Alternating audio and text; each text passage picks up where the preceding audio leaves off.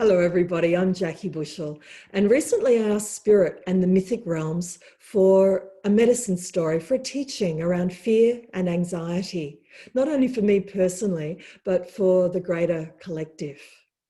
And why I just love stories so much is that they speak to us from the wild imaginings of spirit, and it's like the whisper of the soul of the world coming through, the wisdom of the earth touching us. And they're like dreams. They speak in the language of symbol and metaphor. And they can be listened to literally as well as metaphorically, that there's so many deeper dimensions that are revealed within stories. And you might find a part of yourself in every character, and you might find that some of them are represented in the people or the situations around you, or in the greater collective as well. And this is called the Stinky Giant. There once was a giant, and he lived in a great cave in the middle of a huge forest. And he was tall. I mean, he was big, even for a giant.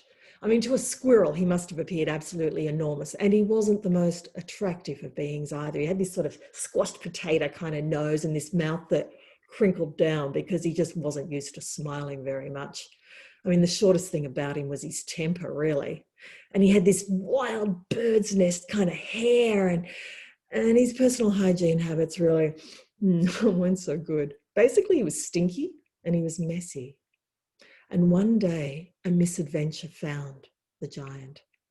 And he'd laid a trap for a deer for food. And without realizing that because of his clumping great feet and his stink, basically no animal would ever stumble into a trap of his, and always knew exactly where he was.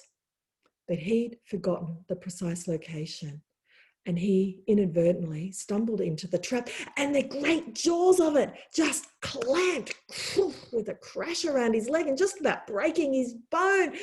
And it just shredded his skin, and he fell to the ground with this great cry of shock and pain. And it took him an age to try and wrench the jaws of the trap open and drag his leg out and stagger back up to his cave, where he collapsed on his bed in pain. And his cries just rang out throughout the forest. And as it happened, a gentle deer heard these cries and was moved by them and curious about what had happened. So she made her way up to his cave and kind of tentatively peeked around the corner, and was surprised to see the giant lying there in such pain and with such a wound. And she made her way carefully up to him and gently nudged him with her velvet soft nose so he would know that she was there. And then she had a look at the wound, and yeah, it smelled pretty bad and it looked terrible. And then she began to carefully lick the wound, and she licked it and licked it and licked it, and she licked it with all of the love and the care that she'd shown her young over so many years. And she licked it and licked it until it was clean. And you know, she even managed to coax the spiders down from off the roof of the cave so that they would weave their silky webs to hold the edges of the wound together. And as we all know, spiders are not the most biddable of creatures. And she came every morning and every night to lick the wound clean and to talk the spiders down. And she came for such a long time until the wound was totally healed. But because it had been so bad, it had healed in a kind of crooked way, and that the leg was weak. So that when the giant actually got up to start moving around again, he walked with this awkward kind of great limp and had to sort of drag his leg around. And no longer was he nimble or could run. And he was used to being the biggest and the bravest and the strongest of the whole forest, of anywhere, really. And now he was tentative and would kind of run sort of from tree to tree just in case there was a villager hiding behind there, or a wild animal, because he really hadn't been the kindest of beings. And maybe they were there ready to attack him, or maybe there was something that could trip him up. It was just so different from how he had ever been before. And he just didn't know what to do, and nothing was easy anymore. And he spent more and more and more time fretting in his cave and worrying about it all. And he got to thinking, you know, all my braveness is just gone now. You know, I've become just like a deer, you know, always frightened. I think that deer spit got inside me when she was licking me, you know, when she made me better, I think that deer, she poisoned me. It's all her fault. And he gave a great roar of anger, and he rushed out as much as he could into the forest and shrieking out for the deer and yelling until he finally found her in a forest glade. And he yelled out at her, "You poisoned me with your filthy deer spit. You made me just like a scaredy cat. Dear, you've made me weak just like you fixed me now." And the deer looked at him calmly and said, "Oh, giant, no, no, you've actually got that wrong. I am not frightened. Deer are not frightened. We're cautious, but caution is not fear. We're alert to danger, we're vulnerable, yes, and we're sensitive. But sensitivity is not fear. Do not confuse them."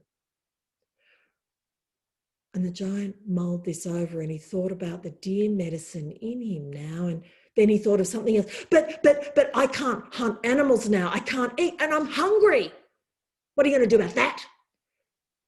The deer said, "But giant, do you really think with all the noise that you made and the smell of you that we actually allowed ourselves to be caught? No, no. All the deer and the other wild animals, we made a decision. Any of us who are weak or too old, we chose to offer our bodies to you for food. It was a choice." "Oh," said the giant in a rather small voice. "Oh." And the deer laughed, and she said, "But giant, you're part of the forest, and the forest always looks after its own." "Oh," said the giant in an even smaller voice, but why? I mean, I haven't really been very nice to any of you." And the deer laughed and said, "Oh, giant, that was just you being you. Do you really think that matters? It helped us and it helped you. We thought it was a good arrangement." And she turned to leave, and for a moment she was silhouetted in bright sunshine. And she paused and turned back and said, "Giant, everything is part of the forest, and the forest always looks after its own. Do you really think that belonging is an option?" And the deer walked off, and she was soon lost among the green and the brown of the trees. But her gentle laughter lingered through the glade, echoing silvery and light. Do you really think that belonging is an option? And may you be blessed always and always with the knowing, the deep, real knowing that you belong. And may you be held in the embrace of the soul of the world forest.